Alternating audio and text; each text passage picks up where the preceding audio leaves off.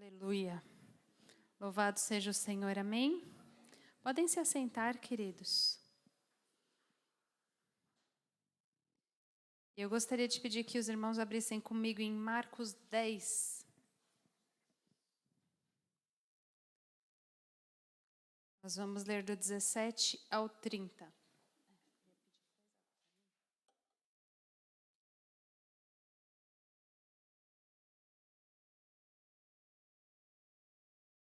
Quem encontrou, diga amém. Vamos esperar um pouquinho mais, então. Não foi todo mundo que achou. Eu vou usar a Almeida 21. Não sei se tem aí. Diz assim, Marcos 10, a partir do versículo 17. Quando Jesus saiu, correu para ele um homem que se ajoelhou diante dele e lhe perguntou: Bom mestre, que farei para herdar a vida eterna? Jesus lhe perguntou: Por que me chamas bom? Ninguém é bom senão um que é Deus.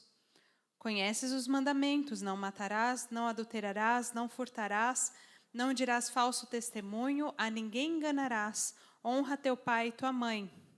E ele, porém, lhe respondeu: Mestre, tudo isso tenho guardado desde a minha juventude. Olhando para ele, Jesus o amou e disse: Uma coisa te falta. Vai, vende tudo o que tens e dá aos pobres, e terás um tesouro no céu. Depois vem e segue-me. Mas ele, abatido por essas palavras, retirou-se triste, porque possuía muitos bens.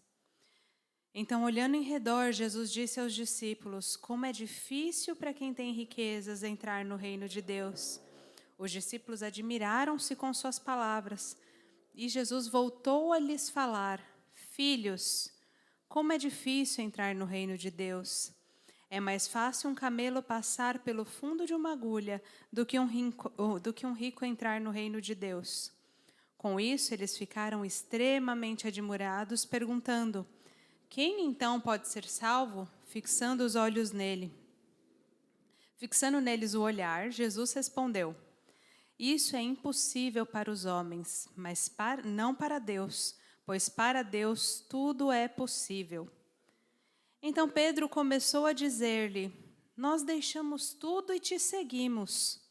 E Jesus respondeu: Em verdade vos digo que ninguém há que tenha deixado casa, ou irmãos, ou irmãs, ou mãe, ou pai, ou filhos, ou campos por causa de mim e do Evangelho, que não receba 100 vezes mais agora no presente, em casas, irmãos, irmãs, mães, filhos e campos, com perseguições, e no mundo vindouro a vida eterna. Amém? Vamos ler só esse trechinho. Quanta coisa tem para discutir só nesse trechinho da palavra de Deus. Primeiro, o que me chamou a atenção foi que o jovem rico ele parecia buscar um selo de admiração do Senhor, né? Ele queria, assim, bater um checklist. Não, Senhor, o que eu posso fazer para herdar a vida eterna? Né, em outros evangelhos também, né, isso está também em Lucas e Mateus, em outros evangelhos ele fala que Jesus responde para ele: obedece os mandamentos. E aí ele fala: quais mandamentos? Né, ele quer cumprir um checklist. O coração dele estava buscando satisfazer as exigências necessárias para ter a vida eterna. Mas quando Jesus apontou de verdade para o que faltava, o que aconteceu com ele? Ele ficou triste e foi embora. Né? Quando Jesus olhou cheio de perguntas, esse é outro ponto de atenção, a palavra diz que Jesus o amou. Você vê que primeiro Jesus estava sendo direto com a resposta dele, né? Por que você me chama de bom? Só Deus é bom. Tipo, não venha me bajular. Não venha com conversinha. Deus é bom. Né? Obedeça os mandamentos. Fala, você conhece os mandamentos, então obedece. E aí ele: não, mas tudo isso tenho guardado desde a minha juventude. E Jesus o amou. Teve compaixão dele. E é pelo amor que ele tem por nós que ele nos mostra o quão profundo o nosso coração falta a ir ainda. Ele falou: tem uma coisa que te falta. E é interessante também que depois disso ele falou como é difícil para quem tem riquezas entrar no reino dos céus. E aí isso já chocou os discípulos, né? Eles já ficaram admirados. E aí Jesus fala de novo. Ele fala como é difícil entrar no reino do céu. Filhos, prestem atenção no que eu estou falando agora. É difícil entrar no reino dos céus. Ele chamou a atenção deles de novo. Enquanto eles perguntavam, poxa, então quem pode ser salvo? Se quem até cumpre todos esses requisitos, que ele falou que cumpria desde a juventude dele, não pode ser salvo, quem poderá?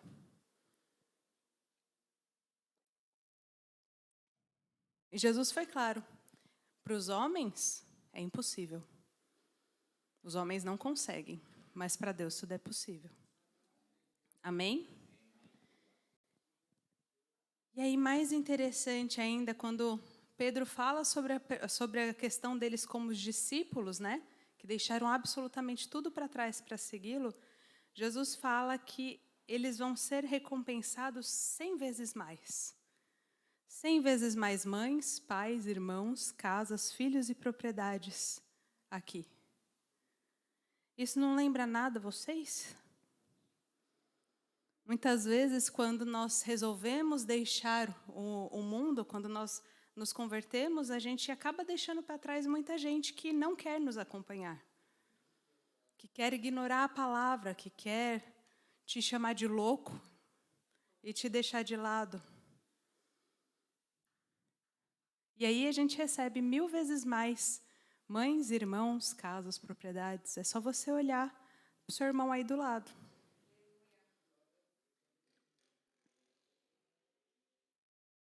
Pode ter perdido várias pessoas da família por causa de ter decidido seguir ao Senhor, mas o Senhor já recompensou 100 vezes mais. Ainda que com perseguições, porque ele disse com perseguições. Né? Tem um adendo aí. Com perseguições não significa que vai ser fácil. Mas no mundo vindouro, a vida eterna. A vida eterna na volta do Senhor. Amém? Em Marcos 8, um pouquinho antes dessa situação, Marcos 8, 34 a 37, diz assim, e chamando a multidão com os discípulos, ele disse-lhes, se alguém quiser vir após mim, negue-se a si mesmo, tome a sua cruz e siga-me.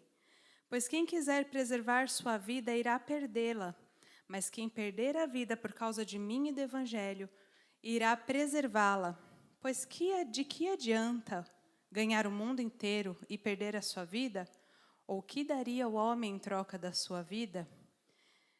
E aí é interessante que o próprio posicionamento de servir ao Senhor, de seguir os mandamentos, ele vai gerar a perseguição que ele disse que a gente experimentaria. E ele fala que quem quer segui-lo precisa amá-lo acima de todas as coisas. Certo? Negue-se a si mesmo, negue suas vontades. Ai, Senhor, mas eu não estou com vontade de fazer isso. Negue-se a si mesmo, tome sua cruz e siga-me. Quem quiser preservar a sua vida vai perder. E é interessante que ele fala de que adianta o homem ganhar o mundo inteiro e perder a sua vida, ou o que daria o homem em troca da sua vida? Então ele está dizendo que assim, ainda que você se esforce muito, ainda que você trabalhe muito pela conversão da sua família, ainda que você se esforce, se dedique, faça muita coisa, você não pode fazer nada. Quem faz sou eu. Né? Por isso que ele fala, o que daria o homem em troca da sua vida? Quem pagou o preço pela humanidade foi o Senhor. Um preço que a gente não pode pagar. Então não é a nossa muita dedicação que vai salvar aqueles que são queridos e preciosos para nós. Às vezes a gente olha para o jovem rico e pensa, eu não sou rico, então tá tranquilo para mim. Não tenho meu coração nas riquezas, mas o que a gente tem entesourado no nosso coração? Que tesouro a gente tem colocado no nosso coração? A gente tem colocado o nosso trabalho acima do Senhor? como tesouro, preciosidade do nosso coração? A gente tem colocado a nossa família como tesouro do nosso coração? Será que quando o Senhor fala, deixa isso para trás, a gente vai embora entristecido? Porque a gente queria muito manter essas outras riquezas? Ou será que a gente quer segui-lo?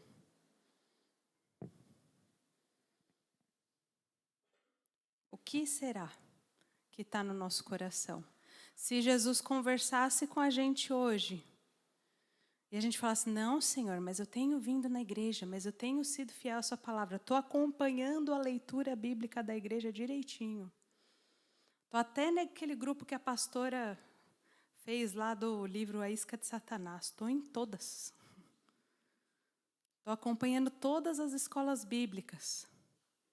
Com certeza Jesus olharia com amor para a gente. Mas o que ele pediria? Uma coisa ainda te falta. Entrega tudo que você tem e me segue. Entrega tudo e me segue. O que será? Eu não posso dizer o que está no seu coração. Isso daí é entre você e Deus. Ele sabe. Mas o que ele pode olhar no profundo do seu coração e falar? Ainda te falta isso. Ainda te falta dedicação nesse sentido. Ainda te falta confiar nesse sentido. Ainda te falta entregar isso. O que você está colocando acima do Senhor? E é interessante que em Lucas 14, 26 a 27, ele fala de novo, nesse assunto. Ele fala, se alguém vier a mim e amar pai, mãe, mulher e filhos, irmãos e irmãs, e até a própria vida mais do que a mim, não pode ser meu discípulo.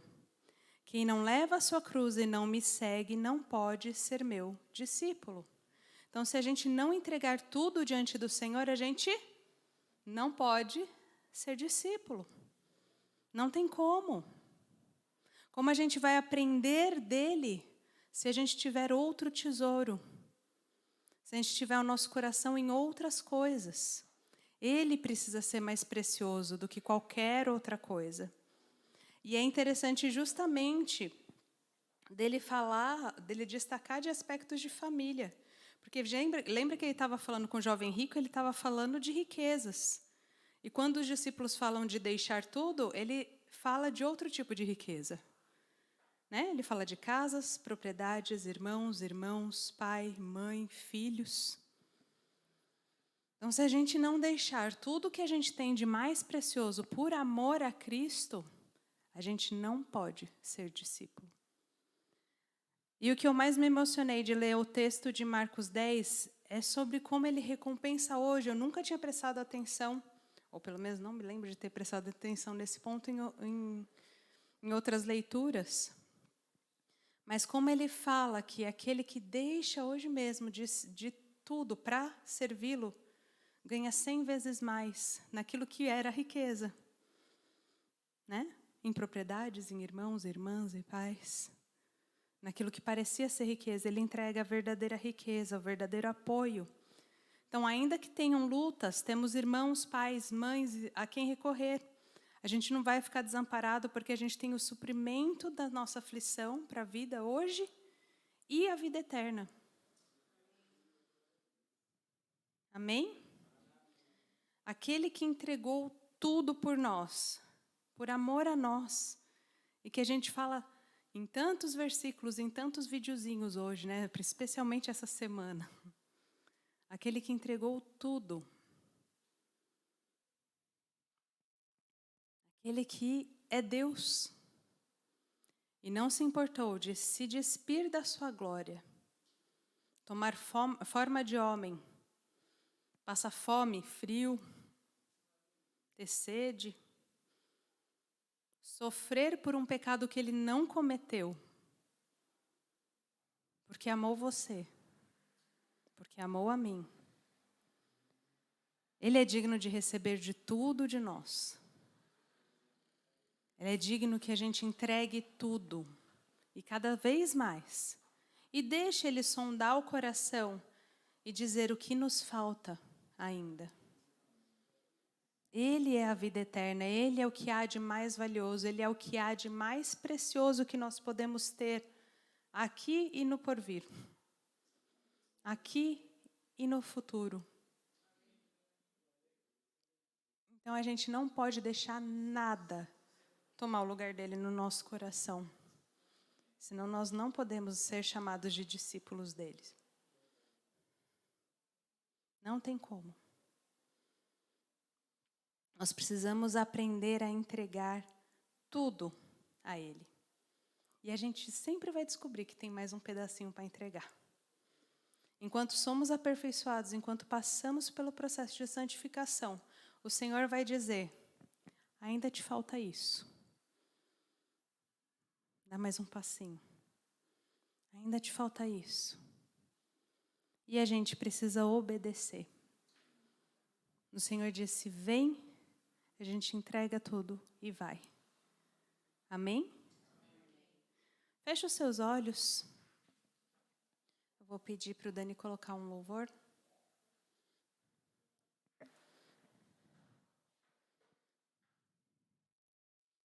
Peça que o Senhor mostre ao seu coração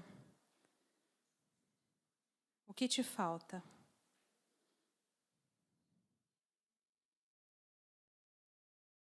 O que você ainda precisa entregar diante dele.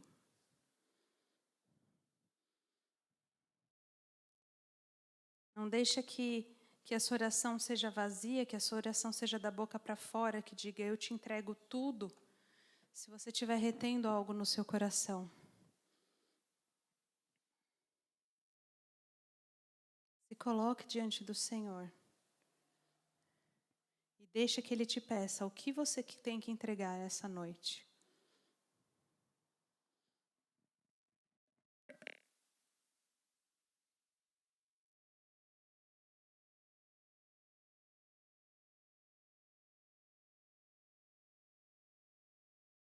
Senhor, nós te damos graças porque o Senhor nos olha com amor. O Senhor nos olha com compaixão. O Senhor tem misericórdia de nós. E apesar de todas as nossas falhas, de todos os nossos erros, o Senhor nos chama seus. O Senhor olha para nós e diz, segue-me. Vende tudo o que tens e segue-me.